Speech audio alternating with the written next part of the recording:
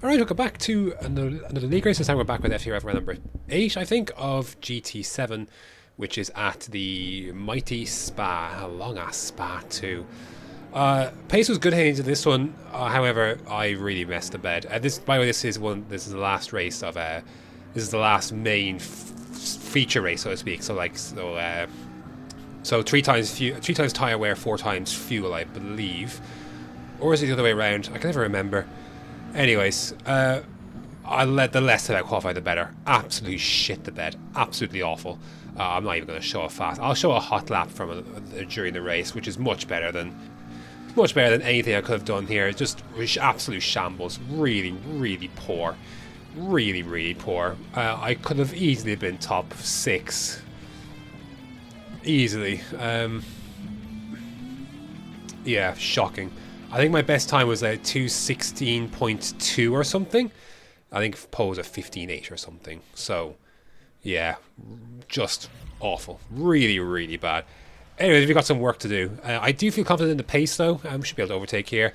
Was expecting this to be a 4 GT fest, but you'll see a car that didn't really pan out. Obviously we know Spa is very much straight line speed, but yeah, you're actually not too much of an issue this week. You'll see that why though. Where we go. Good start. Good start, to be fair. Will's back on the wheel pad this week, that's why he's a little bit quicker. Back to his usual pace, but nice and easy on the outside. Who gets squeezed off here? That's right, the second T. Smith gets squeezed off by Lee. So we actually move up into 6, which is a good start here, good start. Nice and easy up Eau Rouge. Again, this is probably the same as it is for F1, really, flat, really. Just have to be a bit more mindful of your line so you can cut this second part of it and not get a penalty. That's really part you need to be aware of. But yeah, nothing really happens. I got a nice bit of buffer to the cars behind, so I'm not going to be in a bad spot. So there is absolute carnage behind, so the gap from like 7 downwards really opened up. Really messed up into there. Again, I'm struggling to get my sights on a lap 1 braking point for these corners. I really do struggle. I have to be more aware of that in the future. That my points can't be as normal. I really struggled with this chicane in the race. Not the right, it's the left, because the car does. Oh, it's just sort of sloppy eggs. Again, similar to in Deep Forest and Suzuka with slow corners. Just the rear just wants to go on you, and Panda's going to get the job done here. Will I leave the space? I don't want to squeeze him off, so I get a better run. I have no idea where he is actually. I need to be. Yeah, there's the radar. So I'm ahead of him for the time being, but if he gets a good run heading up this hill, then it's going to be a bit difficult for me to keep this position. So again, nice and easy up Eau Rouge. Yeah, all good. And Radion, very nice. But he's going to have to slipstream all the way up. There's a bit of incline on this uphill part.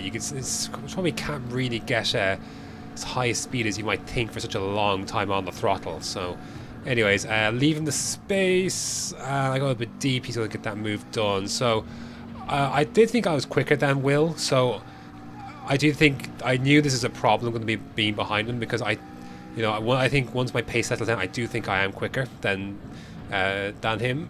So we're gonna have to try and do what we can. Now we've basically got a race-long duel essentially between the Milk and Mongs and the Lee. You can see how much time I'm losing on that last corner, though. It's really tough. I really struggled with it in the race. In qualifying, it was fine. Or sorry, in practice, it was fine. I really struggled when the real thing came, though. I have no idea why. Again, nice and sweep in. Will clatters turn 1 there. So, again, but we're not close enough. Again, we didn't have such a poor chicane. We'd be well clear. Now we've got this awkward side-by-side heading up through Eau Rouge and Radion. His teammates, I back out of it. Just get the hell out of there. Like, if it was someone else, I may have fought, but my teammate's not a chance. That's a suicide waiting to happen. You can see the absolute land mile, the absolute mile of gap behind. So we are in a hunt for a top 7 space, and we can get some good points here if we keep it together. So anyways, Will starts to struggle a little bit here. This is lap 6 of 19. Tyre wear is not great here, obviously, with the wear. So I did feel like we were kind of. He felt as well afterwards that we were holding each other up essentially. So he's going to go wide and let me go. So Lee calls right there. Top 5 is right there, and I think he was there for the taking. I really felt like, right, I can get after Lee. I'd come close. That was my wheelie to say thank you. I got close, you know, I felt like I was close at pace in Deep Forest, and he got away from me that race. I really felt like I could go get him.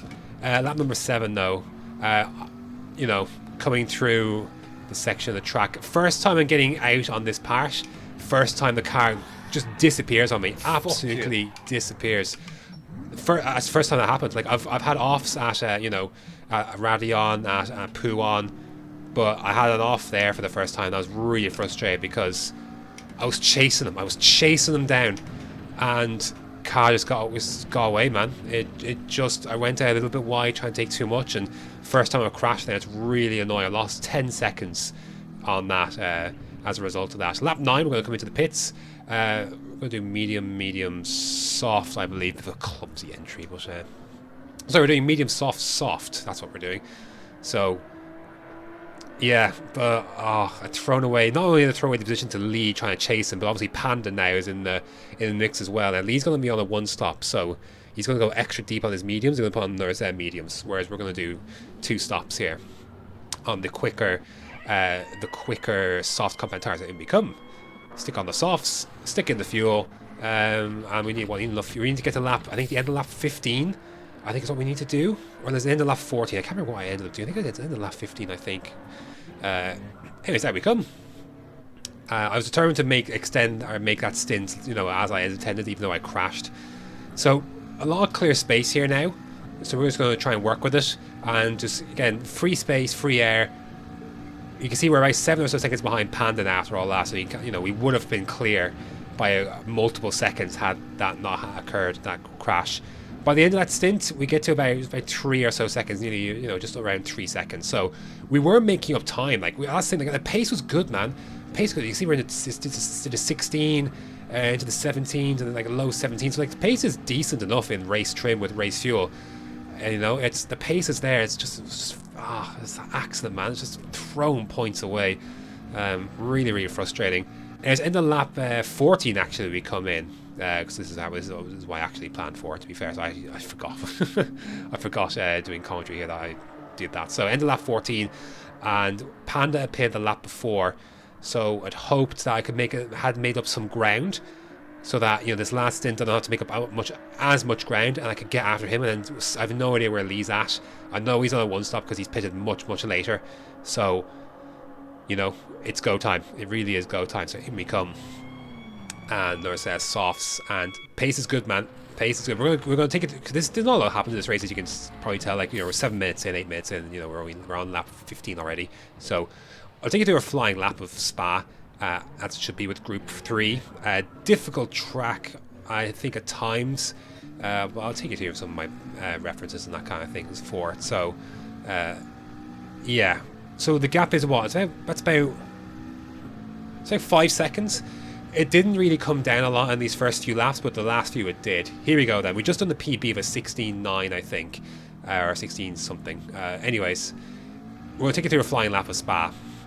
Obviously, you want to try and swing as best you can to that source and hope not to lose too much time.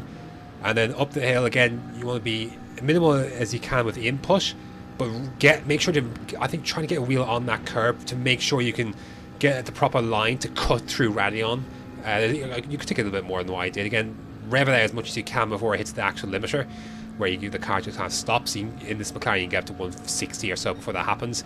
Using the curb then to brake, sweep in, use that curb as well, use this one, and then I like to swing it back out just to cut it back in. So there you go, fully on the throttle, very nice. Again, we're pounding into the time on Lee, Cole and Panda. They're not a million miles up the road, man. They are close.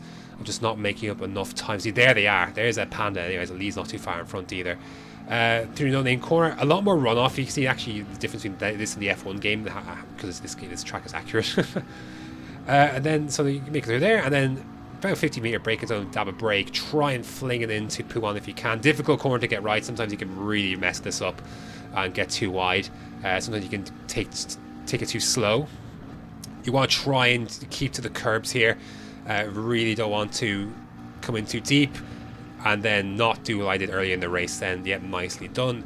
Using the curbs then to swing into Stavolo, and then away you go then, and then try and hook the right here. with tyre wear, you might have to take a little bit of a lift, but at the beginning of a stint or near the beginning of a stint, it's not too bad, to be fair. I think it's much better to lift and to get through than to risk going fully out with that, because if the penalty for going wide there, you could easily lose the car. It's quite bumpy out there on the curb, and obviously track limit comes into mind as well. Midway through really, or the kind of start maybe 135 brake marker, then that was much better bit of curve, even though I got lost a little bit then, and that's how you take that last corner on the last chicane and come across lines. I think it's 2:16.2.